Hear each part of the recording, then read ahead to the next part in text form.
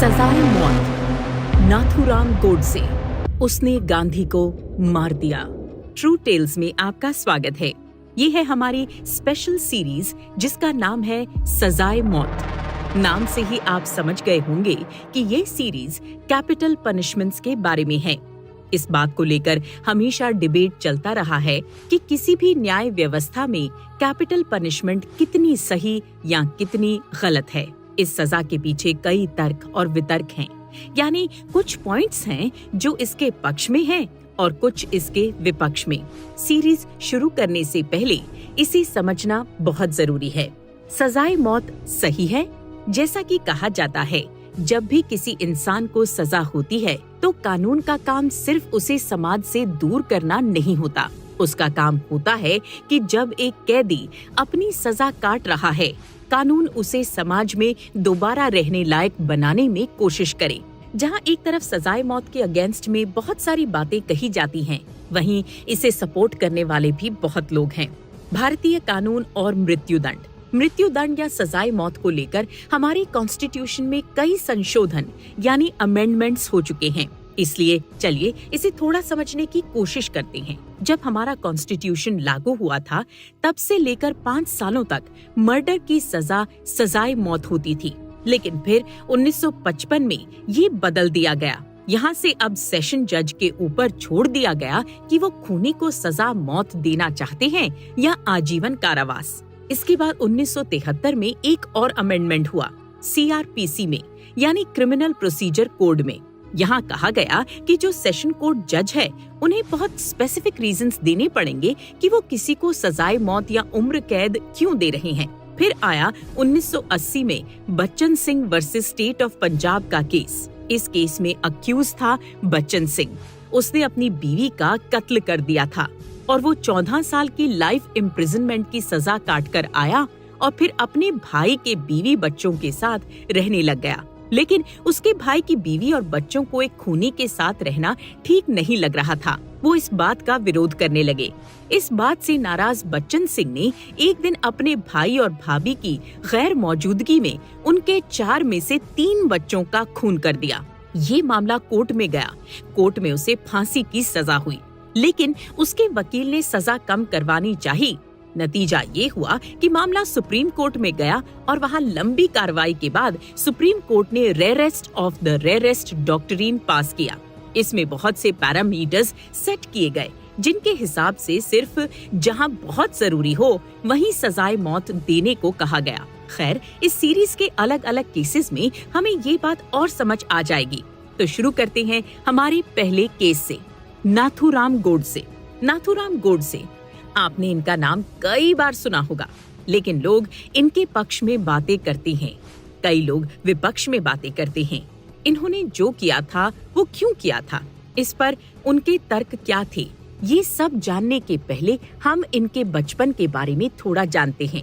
तो नाथूराम गोडसे का जन्म 19 मई 1910 को महाराष्ट्रियन ब्राह्मीण परिवार में हुआ था। इनके पिता विनायक वामन राव गोडसे एक पोस्टल एम्प्लॉय थे और इनकी माँ का नाम लक्ष्मी था। नाथूराम गोडसे का नाम हमेशा नाथूराम नहीं था, उनका नाम पहले रामचंद्र था। तो अब क्या हुआ था ना कि इनसे पहले इनके माँ बाप को 3 और बेटे हुए थे जो जन्म लेते ही मर गए थे। तो इनके माँ बाप ये मानने लगे कि शायद इनके परिवार पर श्राप है कि वहाँ कोई लड़का नहीं जिंदा रह सकता। तो कहते हैं कि सालों तक इन्हें लड़की की तरह ही बड़ा किया गया और नाम रखा गया नाथूराम। नथ यानी नोज रिंग। खैर, ये बड़े होकर इनका झुकाव RSS और हिंदू महासभा की तरफ रहा। नाथूराम कहते थे कि 2 लोगों का उनकी जिंदगी पर बहुत प्रभाव रहा था। एक थे गांधी और दूसरे थे सावरकर। स्कूल के दिनों में ये गांधी को बहुत मानते थे। उन गांधी की लहर सी चल रही थी देश में। आप जितने भी बड़े फ्रीडम फाइटर्स के बारे में जानते हैं, वो कहीं ना कहीं गांधी से ही इंस्पायर होकर आगे बढ़े हैं। सब लोग गांधी का साथ दे रहे थे। जब उन्होंने नॉन कोऑपरेशन मूवमेंट चलाया तो सबको लगा कि आजादी तो मिल ही गई, लेकिन फिर चौरी चौरा इंसिडेंट्स हो गया। गांधी ने नॉन कॉर्पोरेशन मूवमेंट वापस बुलवा लिया और यहीं से कई फ्रीडम फाइटर्स जैसे भगत सिंह गांधी के तरीकों से नाराज हो गए थे। अब बात चूंकि निकली ही है, तो चौरी चौरा की घटना क्या थी? तो गांधी ने नॉन कोऑपरेशन मूवमेंट शुरू कर दिया। इस मूवमेंट में स्वराज की मांग की जा रही थी। गांधी ने सबको कहा, सत्याग्रह करो, किसी के अधीन मत रहो। इसे आसान भाषा में समझें तो वही बात जो मेड इन इंडिया का नारा देकर मोदी जी ने कही थी। सब जानते हैं कि अंग्रेज ईस्ट इंडिया कंपनी बनकर भारत में आए थे व्यापार करने के लिए और फिर हम पर काबू कर लिया। तो गांधी ने यही कहा, उनके गुड्स को अबॉलिश करो, उनके काम करने से मना करो आदि। लेकिन यहाँ गोडसे ने गांधी को मारने के बाद के अपने बयान में कहा था कि गांधी जो हैं सत्याग्रह को कभी डिफाइन नहीं करते थे। ये उनकी गांधी से बहुत बड़ी दिक्कत थी। लेकिन ऐसा था नहीं। गांधी ने कई बार बताया था इसका मतलब, और उन्हें गांधी की अहिंसा से भी दिक्कत थी। अब इस बात को आप सारे सेंटिमेंट्स और पॉलिटिकल प्रेजुडिस यानी पूर्वाग्रह हटाकर समझें तो इस वक्त आम इंसान की ये हालत नहीं थी कि वो तलवारें उठाकर लड़ सकें। हमारे पास ब्रिटिश की तरह आधुनिक हथियार भी नहीं थे, तो हम कैसे लड़ते? खैर, ऐसा नहीं है कि पूर्व रूप से हिंसा के विरोधी थे गांधी। उन्होंने फर्स्ट वर्ल्ड वॉर में अंग्रेजों का साथ दिया था। साथ ही ये भी कहा था कि हिंसा और कायरता में अगर किसी को चुनना है तो मैं हिंसा को चुनूंगा। गांधी ने ये बाकायदा कोट किया है, Where choice is set between cowardice and violence, I would advise violence. I prefer to use arms in defense of honor rather than remain the vile witness of dishonor. Mahatma Gandhi. खैर, चौरी चौरा में कुछ किसानों ने 22 पुलिस वालों को मार दिया। इसलिए गांधी ने कहा कि लोग अभी अहिंसा और सत्याग्रह समझ नहीं पाएंगे और इसलिए उन्होंने मूवमेंट वापस बुला लिया। खैर, हिंसा करने वाले लोग गलत नहीं थे, बस नादान थे। उनमें गुस्सा भरा हुआ था। उस घटना के लगभग 2 साल पहले ही जलियांवाला बाग का हादसा हुआ था। लोगों के दिल में वो टीस थी। तो अब क्या हुआ? चौरी चौरा के बाद नाथूराम गोडसे गांधी मार्ग से अलग हो गए। उन्होंने आरएसएस हिंदू महासभा ज्वाइन की। वहाँ ये गांधी विरोधी हो गए। अब हम इस बात को स्किप करते हैं और जाते हैं गांधी हत्या के इनके प्लान पर। गांधी हत्या तो ये तो बहुत फेमस कहानी है कि गांधी बिरला हाउस में अपनी प्रार्थना सभा में आए। नाथूराम गोडसे हीरो के जैसे आगे बढ़े। उन्होंने गांधी को प्रणाम किया। उनके हाथों के बीच एक पिस्तौल छुपी हुई थी। उन्होंने अपने बयान में कहा था कि गांधी ने देश के लिए बहुत कुछ किया भी और उसी का सम्मान करने के लिए उन्होंने हाथ जोड़े थे। खैर, फिर वो नीचे झुके। गांधी को लगा वो पैर छू रहे हैं। उनके पास खड़ी मनुबेन ने गोडसे को ये कहकर हटाना चाहा कि बापू को देर हो रही है, लेकिन गोडसे ने उन्हें जोर से धक्का दिया और अपनी पिस्तौल निकालकर एक 78 साल के बूढ़े निहत्थे आदमी पर एक के बाद एक 3 गोली चला दी। अब कुछ लोग कहते हैं गोली चलाकर गोडसे भाग रहे थे, उन्हें पकड़ लिया गया। कुछ कहते हैं उन्होंने सरेंडर कर दिया हीरो की तरह। इसका सच पता नहीं, लेकिन गोडसे और उनके साथियों ने पहले भी गांधी को मारने की कोशिश की थी। तब उनका प्लान भागने का ही था। हुआ ये था कि 20 जनवरी 1948 गोडसे, उनके भाई गोपाल दास और दोस्त नारायण आप्टे ने ये प्लान बनाया था कि पीछे से एक रेफ्यूजी मदन लाल पहवा जो उनकी मदद कर रहा था बॉम्ब फेंकेगा। उससे भगदड़ मचेगी और उसका फायदा उठाकर एक इंसान गांधी को गोली मारेगा और बाकी भाग जाएंगे। लेकिन उस दिन हुआ यूं कि जिस इंसान को गांधी को गोली मारने का काम सौंपा गया था, उसे समझ आया कि ये काम कितना गलत था, इसलिए वो पीछे हट गया था।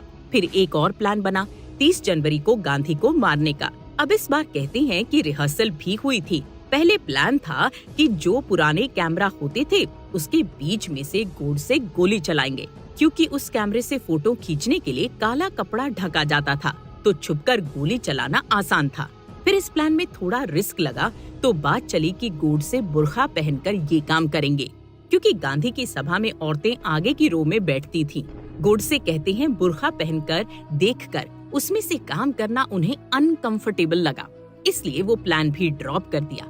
आखिर में सबसे सिंपल रास्ता अपनाया गया।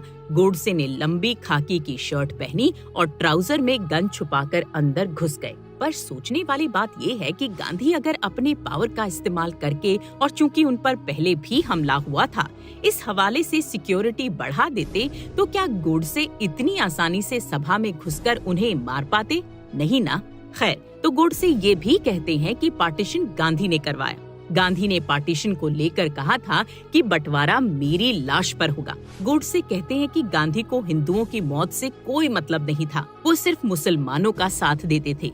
वो भूल गए थे कि जब 16 अगस्त 1947 को जब लाल किले पर आजादी का जश्न मनाया जा रहा था, तब गांधी अकेले नोआखाली बंगाल में हिंदू मुस्लिम दंगे रुकवा रहे थे। उन्हीं के कारण वहाँ हिंसा रुकी थी। वहीं की मुस्लिम लीग को उन्होंने मजबूर कर दिया था हिंसा ना होने देने के लिए। साथ ही उसके बाद गांधी ने पंजाब में हिंसा रुकवाई थी और वो पाकिस्तान जाने वाले थे वहाँ हो रहे हिंदुओं की हत्या रुकवाने के लिए। गांधी ने यहाँ तक कहा था कि पाकिस्तान मेरा ही देश है और वहाँ जाने के लिए मुझे पासपोर्ट की भी जरूरत नहीं। लेकिन इससे पहले कि वो कुछ कर पाते, गोडसे ने उन्हें मार दिया। गोडसे के साथ 8 लोगों की गिरफ्तारी हुई, जिसमें से एक सावरकर भी थे। लेकिन सावरकर को उस वक्त छोड़ दिया था क्योंकि उनके खिलाफ सबूत नहीं मिले थे। खैर, नाथूराम गोडसे और उनके साथी नारायण आप्टे को गांधी की हत्या के जुर्म में फांसी की सजा हुई। उन्होंने सजा के पहले लंबा चौड़ा बयान दिया था जो कि व्हाई आई किल्ड गांधी के नाम से मशहूर है। आप उसे पढ़ सकते हैं। हम आपके लिए वो डिटेल में कवर कर सकते हैं। हम करेंगे या नहीं वो आपके कमेंट्स और इस वीडियो पर लाइक्स तय करेंगे। नाथूराम गोडसे और नारायण आप्टे को गांधी हत्या के जुर्म में 15 नवंबर 1949 को अंबाला की सेंट्रल जेल में फांसी दी गई थी। एक बात और है, कहते हैं जब गोडसे को फांसी हुई थी तब उसके पैर लड़खड़ा रहे थे। उनके चेहरे पर घबराहट साफ थी। अपने इस डर को दबाने के लिए गोडसे ने अखंड भारत का नारा लगाना शुरू किया, लेकिन उनके गले से आवाज निकली नहीं। कहते हैं गोडसे को अपनी आखिरी दिनों में बहुत पछतावा हुआ था गांधी को मारने को लेकर। और ये हम नहीं कह रहे थे, ये बात उस इंसान ने कही थी जो उस वक्त गोडसे की फांसी में मौजूद थे। ये बात जस्टिस J.D. खोसला ने अपनी किताब द मर्डर ऑफ द महात्मा में कही थी। नाथूराम के भाई गोपाल दास को गांधी हत्या में मदद करने के जुर्म में 16 साल की सजा दी गई थी। अपनी सजा पूरी करने के बाद जब वो आए थे तब उन्होंने गोडसे के आखिरी दिनों के बारे में कई बातें की थी। उन्होंने ये भी कहा था कि गांधी जी के बेटे देवदास गांधी, जो उस वक्त हिंदुस्तान टाइम्स के एडिटर थे, वो गोडसे से मिलने पुलिस स्टेशन गए थे। तब गोपाल दास के हिसाब से देवदास ने गोडसे से कहा था कि उन्हें लगा था कि उनके पिता को मारने वाला इंसान बहुत ही क्रूर होगा, लेकिन गोडसे उन्हें बहुत सभ्य लगे थे। साथ ही उन्होंने जब गोडसे से उनके पिता को मारने की वजह पूछी तो गोडसे ने उनसे माफी मांगी थी और उनसे कहा था कि उन्हें गांधी से कोई पर्सनल प्रॉब्लम नहीं थी, उन्हें मारने का रीजन पॉलिटिकल था। गोपाल दास ने अपने इंटरव्यूज में कहा था कि गोडसे ने उस वक्त देवदास गांधी से वही सब कहा था जो अपने कोर्ट वाले बयान में कह चुके थे। 1993 में गोपाल दास ने ही गोडसे की किताब व्हाई आई असैसिनेटेड गांधी, मैंने गांधी को क्यों मारा, प्रकाशित करवाई थी। इस बुक पर कई सालों तक बैन लगा हुआ था, लेकिन अब वो बैन हटा दिया गया है। बात सही भी है, डेमोक्रेसी में पक्ष और विपक्ष दोनों जानने का अधिकार होता है लोगों को। एक बात कभी नहीं भूलना चाहिए, कोई भी इंसान पूरी तरह से ना गलत होता है ना ही सही। गांधी सही थे या नहीं ये आप डिसाइड कीजिए, लेकिन किसी भी हेल्दी डेमोक्रेसी में दूसरे इंसान से असहमति होने पर उसका कत्ल कर देना सही नहीं है। हमारा कानून भी यही मानता है। इसलिए आजाद भारत की सबसे सनसनीखेज सजाए मौत थी नाथूराम गोडसे की। आपको शायद जानकर ये हैरानी होगी कि गांधी की मौत भी देश के काम आई थी। उनकी मौत के बाद सांप्रदायिक दंगे जो कि बंटवारे के कारण हो रहे थे वो रुक गए थे। एक पिस्टल इंसान को मार सकती है, उसके विचारों को नहीं, उसके किए कामों को नहीं। शायद तब ही आज भी बापू हमारे राष्ट्रपिता हैं और उन्हें मारने वाले गोडसे नहीं।